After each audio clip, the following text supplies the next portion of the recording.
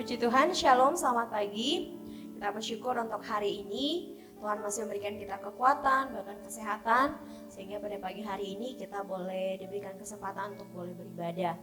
Mari sebelum kita memulai ibadah kita, diminta kita berdiri bersama-sama, dan kita mau mendasarkan ibadah ini dengan mengakui bahwa pertolongan kita adalah di dalam nama Allah Bapa yang menjadikan langit dan bumi, yang tetap memelihara kesetiaannya untuk selama-lamanya dan tidak pernah meninggalkan perbuatan tangannya. Kasih karunia dan damai sejahtera daripada Allah dan cinta kasih dari Tuhan Yesus Kristus menyertai kita sekalian. Amin. Mari kita mengambil waktu teduh.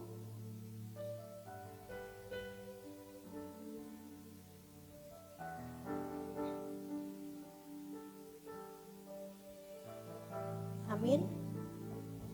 Oke, sekali lagi Shalom. Sekali lagi yang di rumah Shalom.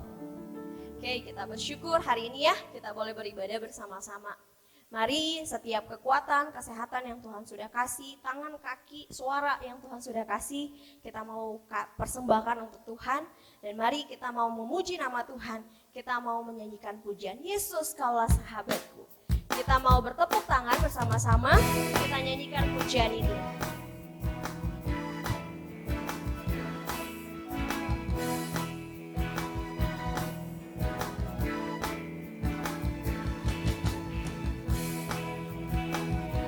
Mari dengan semangat kita mau memuji Tuhan.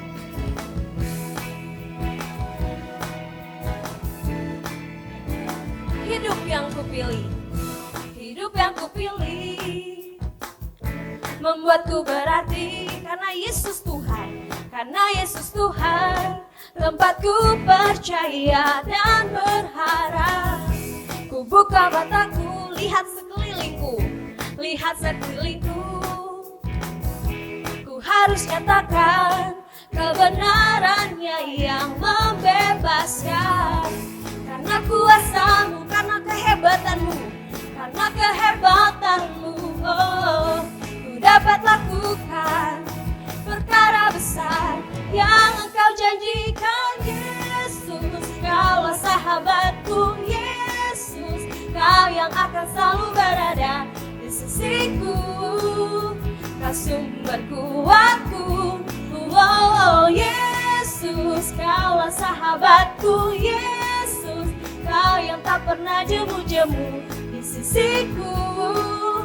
Kau sumber kuatku. Sekali lagi kita nyanyikan pujian ini. Hidup yang kupilih membuatku berarti karena Yesus Tuhan. Hidup yang kupilih membuatku berarti karena Yesus Tuhan, tempatku percaya dan berharap. Ku buka mataku, lihat sekelilingku. Ku harus nyatakan kebenarannya yang membebaskan. Karena kuasamu, karena kuasamu, karena kehebatanmu, oh, ku dapat lakukan perkara besar. Katakan Yesus. Yesus, kau yang akan selalu berada di sisiku. Kau sumber kuatku, oh Yesus, kaulah sahabatku. Kau yang tak pernah jemu-jemu di sisiku. Kau sumberku. Katakan Yesus. Yesus, kaulah sahabatku. Yesus, kau yang akan selalu berada di sisiku. Kau sumber kuatku, oh Yesus, kaulah sahabatku. Yesus, kau yang tak pernah jemu-jemu di sisiku. Kau sumber kuatku. Mari bertepuk tangan, bersorak bagi Tuhan. Puji Tuhan. Mari sebelum memulai ibadah ini kita satu di dalam doa.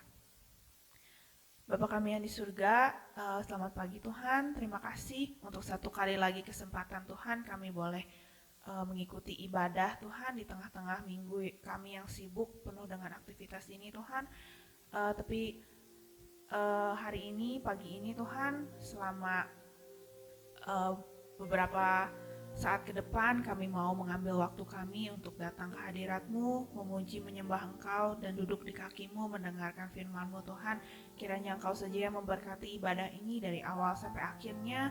Biar Engkau saja yang bertahta atas ibadah ini, Engkau saja yang ditinggikan Tuhan dalam ibadah ini.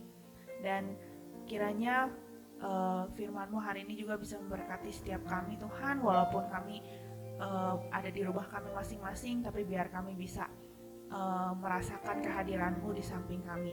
Terima kasih Tuhan, kami mau menyerahkan ibadah ini dari awal sampai akhirnya hanya ke dalam tangan-Mu saja. Dalam nama Tuhan Yesus kami telah berdoa, amin. Pujakan nama Tuhan, dan pagi hari ini siaplah hati kita untuk mendengarkan firman Tuhan. Mari siapkan hati kita dengan kita menyanyikan pujian Tuhan, ku mau menyenangkan-Mu. Tuhan, bentuklah hati ini menjadi bejana yang siap untuk dipakai untuk hormat dan kemuliaan bagi nama Tuhan.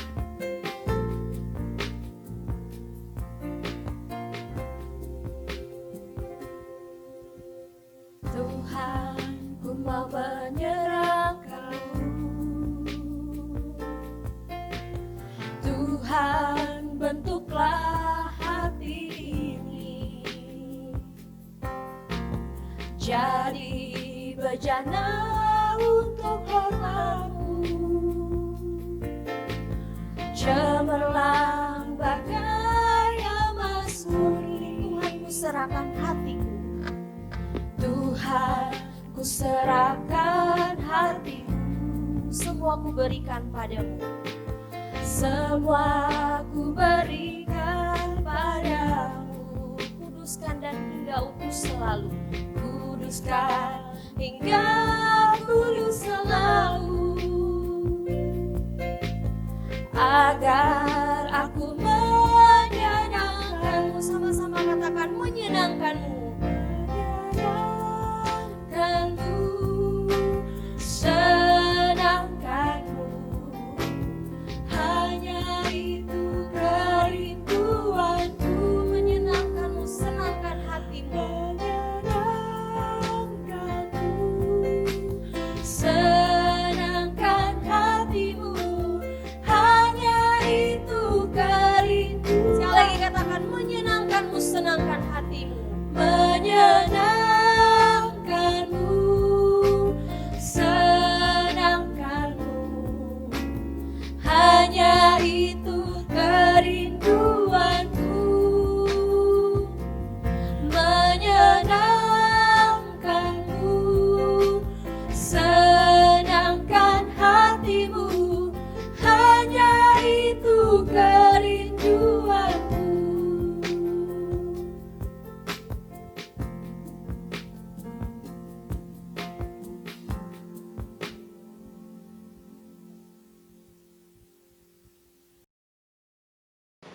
Selamat pagi teman-temanku yang dikasihi dalam Yesus Kristus. Kita bersyukur hari ini diberikan kesempatan untuk boleh bersama-sama beribadah. Dan hari ini kita akan mendengarkan firman Tuhan. Mari sebelum kita mendengarkan firman Tuhan, kita berdoa. Mari kita berdoa. Kami bersyukur Tuhan untuk kesempatan yang Tuhan berikan kepada setiap kami. Minggu lepas minggu kami boleh lalui, kami boleh belajar di rumah, kami boleh mengikuti proses belajar mengajar meskipun di dalam jarak yang jauh. Tuhan, hari ini juga kami akan sama-sama kami boleh diberikan kesempatan untuk boleh beribadah dan bahkan mendengarkan firman Tuhan. Dan mari Tuhan kuduskan dan layakkanlah setiap kami, sehingga sungguh kami boleh mendengarkan firman Allah yang mengajak kami, memotivasi kami untuk menjadi yang terbaik sebagaimana yang Tuhan berikan, sebagaimana Tuhan anugerahkan bagi setiap kami. Terima kasih Tuhan Yesus, inilah doa kami dan kami siap mendengarkan firman Tuhan. Amin, puji Tuhan. Firman Tuhan hari ini terambil di dalam Matius pasal yang ke-25 ayat 14 sampai dengan ayat yang ke-30. Mari kita akan membaca bagian ini, saya akan membacakan buat setiap kita. Matius pasal yang ke-25 ayat 14 sampai dengan ayat yang ke-30. Demikian firman Tuhan. Sebab hal kerajaan sorga sama seperti seorang yang mau berpergian ke luar negeri, yang memanggil hamba-hambanya dan mempercayakan hartanya kepada mereka. Yang seorang diberikannya 5 talenta, yang seorang lagi 2, dan yang seorang lagi 1. Masing-masing menurut kesanggupannya, lalu ia berangkat. Segera pergilah hamba yang menerima 5 talenta itu. Ia menjalankan uang itu, lalu beroleh laba 5 talenta. Hamba yang menerima 2 talenta itu pun berbuat demikian juga, dan berlaba 2 talenta. Tetapi hamba yang menerima 1 talenta itu pergi dan menggali lubang di dalam tanah, lalu menyembunyikan uang tuannya. Lama sesudah itu pulanglah tuan hamba-hamba itu, lalu mengadakan perhitungan dengan mereka. Hamba yang menerima 5 talenta itu datang dan ia membawa laba 5 talenta. Katanya, "Tuan, 5 talenta Tuan percayakan kepadaku. Lihat, aku telah beroleh laba 5 talenta." Maka kata tuannya itu kepadanya, "Baik sekali perbuatanmu itu, hai hambaku yang baik dan setia. Engkau telah setia dalam perkara kecil, aku akan memberikan kepadamu tanggung jawab dalam perkara yang besar. Masuklah dan turutlah dalam kebahagiaan Tuanmu."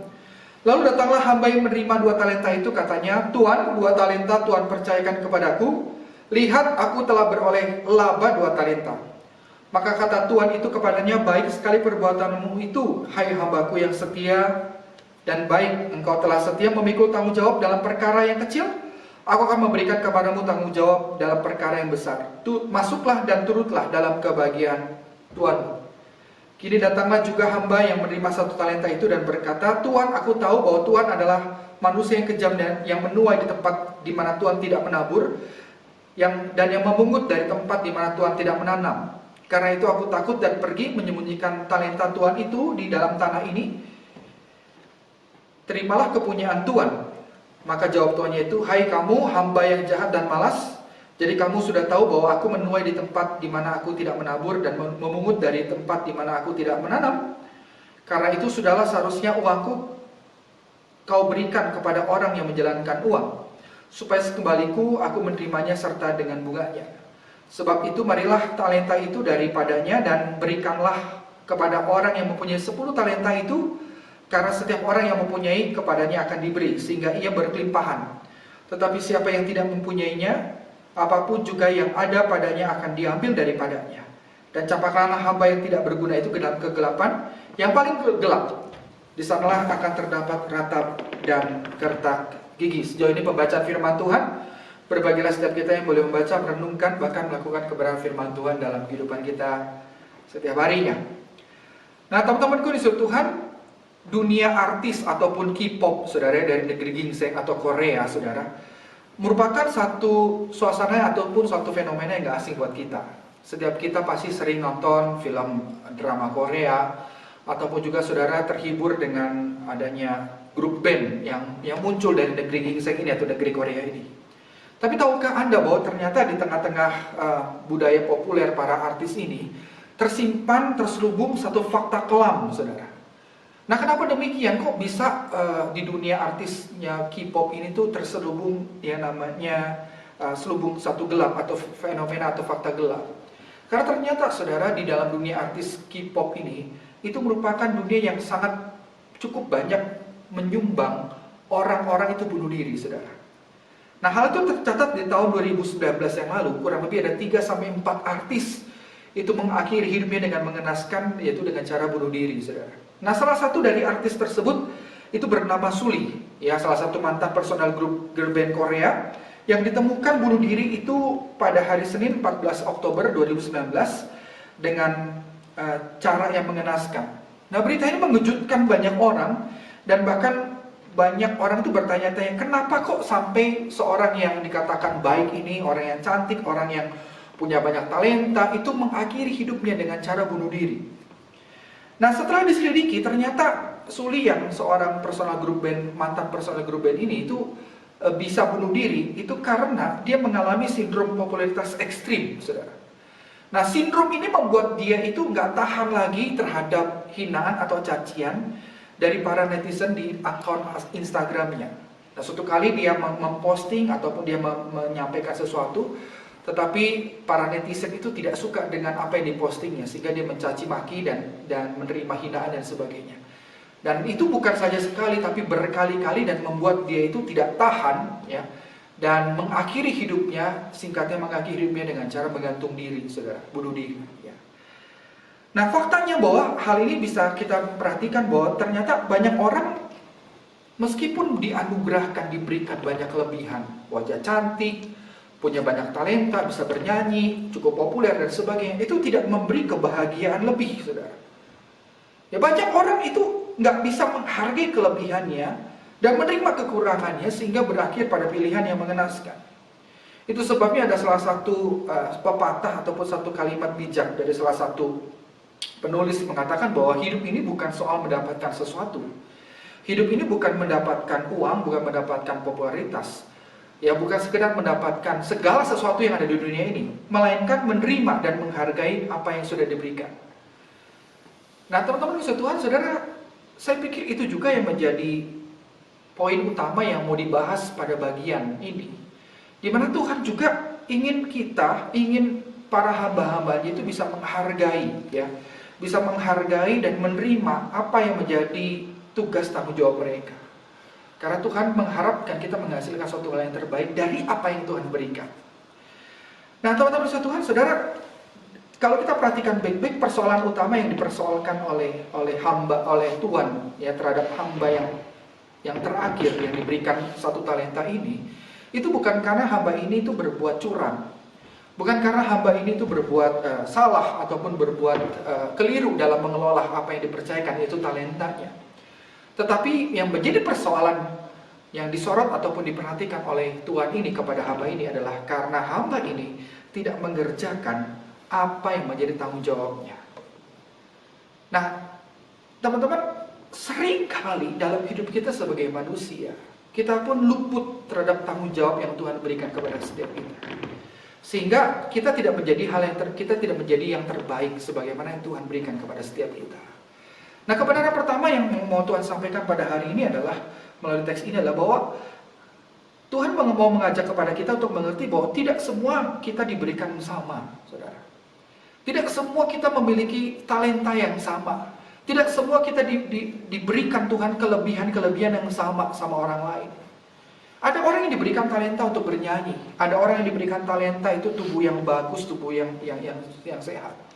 Ada orang yang diberikan talenta itu punya kekayaan ataupun harta benda. Ada orang yang diberikan talenta itu dia pandai untuk bermain musik. Ada orang yang diberikan talenta dia pintar dalam mengerjakan matematika.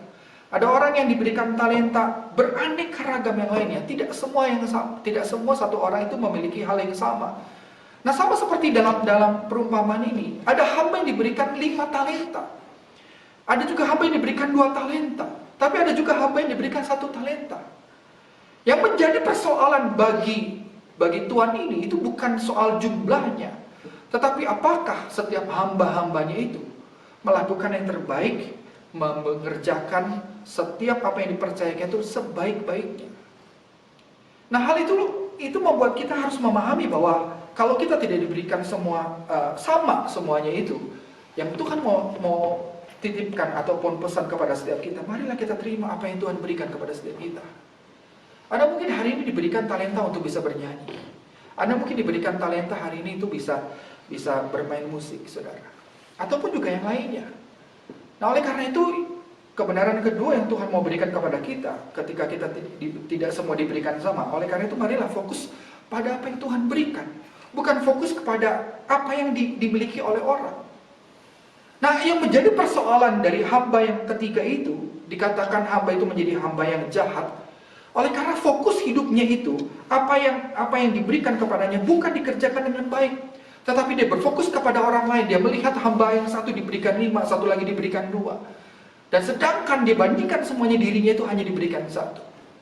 Dan akibatnya apa, teman-teman Tuhan? Dia tidak mengerjakan dengan baik. Dia kubur itu talentanya. Sehingga waktu Tuhan yang datang, dia tidak bisa bertanggung jawabkan apa yang dipercayakannya. Seringkali dalam hidup kita tuh kita tidak fokus pada apa yang Tuhan berikan kepada Anda dan saya hari ini. Kita nggak berfokus pada apa yang Tuhan berikan. Kita hanya fokus ingin menjadi seperti orang lain. Kita ingin menjadi seperti A, seperti B. Saya ingin menjadi seperti teman saya yang jago main basket. Mungkin hari ini Anda tidak diberikan karunia, kemampuan, talenta untuk bermain basket. Tapi mungkin Anda diberikan talenta, bakat untuk bisa membangun semangat teman-teman untuk bisa mendukung tim basket di sekolah Anda mungkin. Nah, oleh karena Tuhan ingin kita fokuslah pada talenta yang Tuhan berikan. Bukan fokus kepada orang lain. Seringkali kita tuh membandingkan diri dengan orang lain. Kita seringkali ingin menjadi seperti orang lain. Kita ingin memfokuskan diri dari kelebihan-kelebihan dari orang lain, bukan pada kelebihan diri kita sendiri. Sehingga akhirnya apa? Kita tidak menjadi yang terbaik sebagaimana Tuhan inginkan. Dan kebenaran terakhir yang Tuhan mau berikan kepada kita melalui firman Tuhan hari ini adalah Tuhan ingin kita itu benar-benar menjadi terbaik dengan cara apa? Mengerjakan apa yang diberikan dengan sebaik-baiknya. Itu menjadi persoalan terbesarnya. Ketika Anda diberikan satu talenta, yuk kerjakan itu dengan baik. Ketika Anda diberikan tubuh yang sehat, ayo mari kita kerjakan apa yang sudah Tuhan berikan. Ketika Anda diberikan dianugerahkan dengan wajah yang baik, wajah yang tampan, wajah yang cantik, saudara, mari kita pertanggungjawabkan itu di hadapan Tuhan.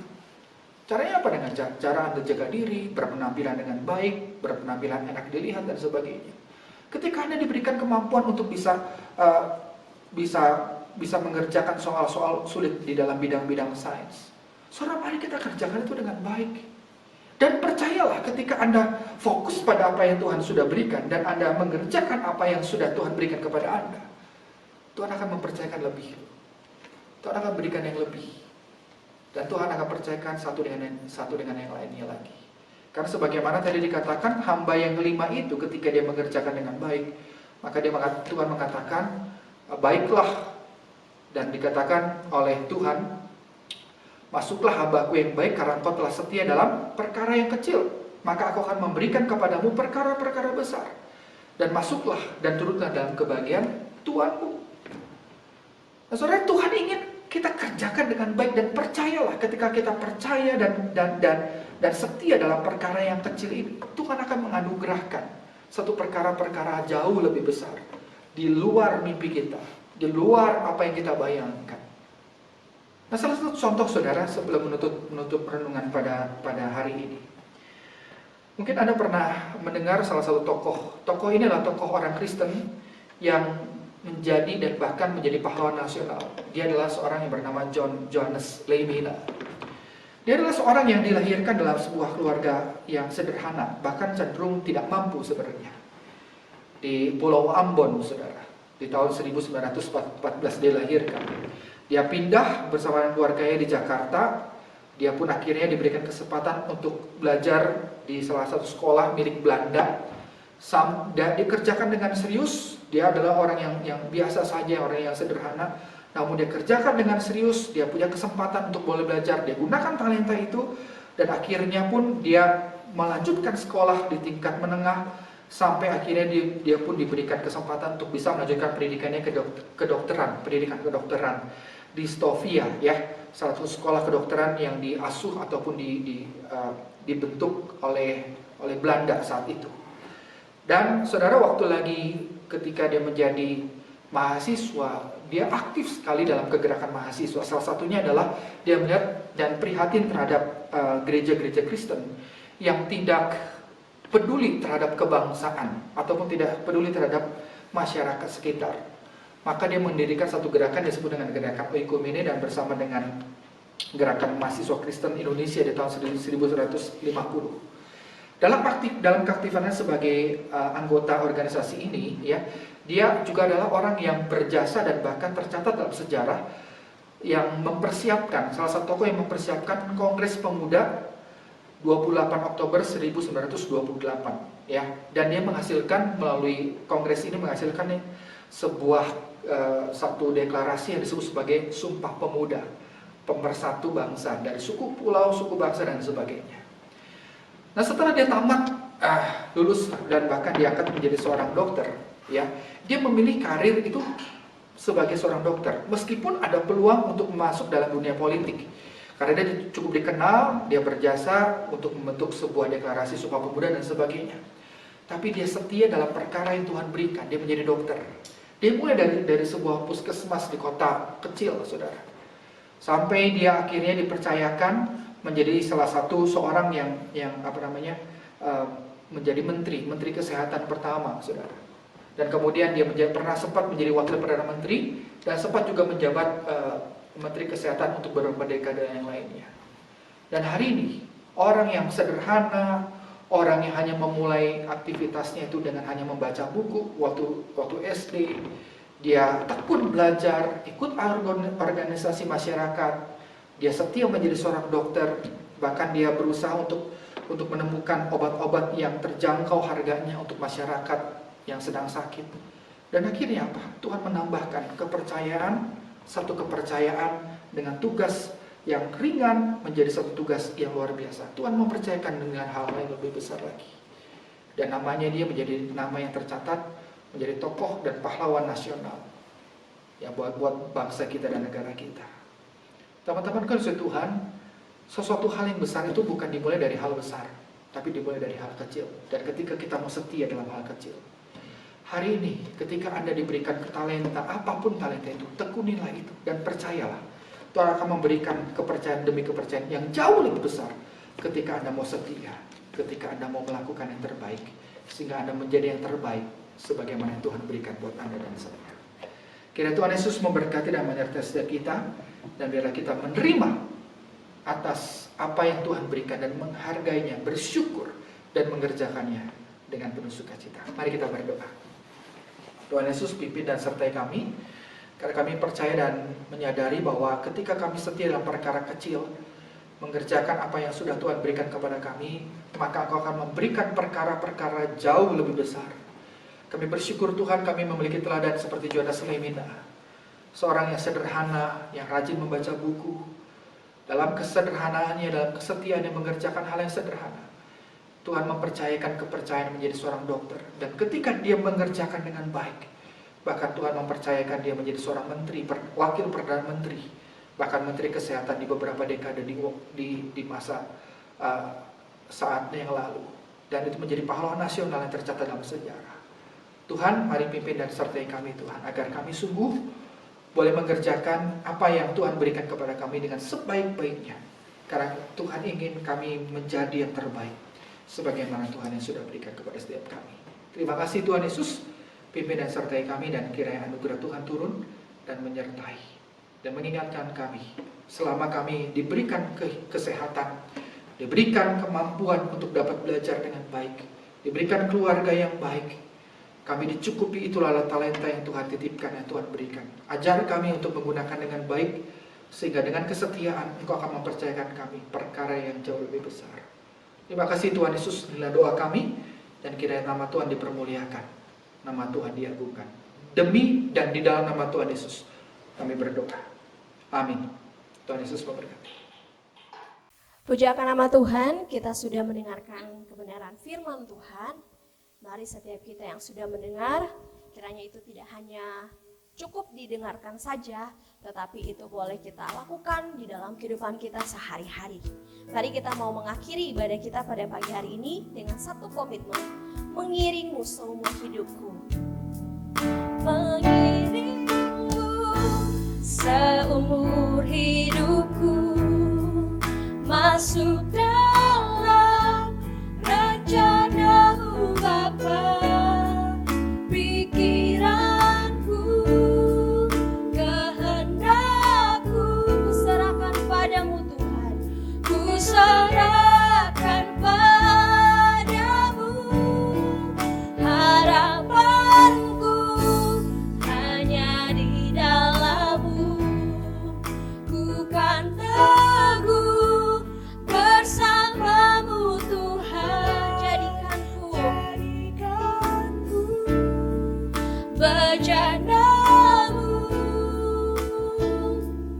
untuk memuliakan. Sekali lagi katakan, mengiringmu, mengiringmu seumur hidupku, masuk dalam rencana-Mu Bapa. Pikiranku, kehendakku, ku serahkan padamu. Harapanku hanya di dalam-Mu,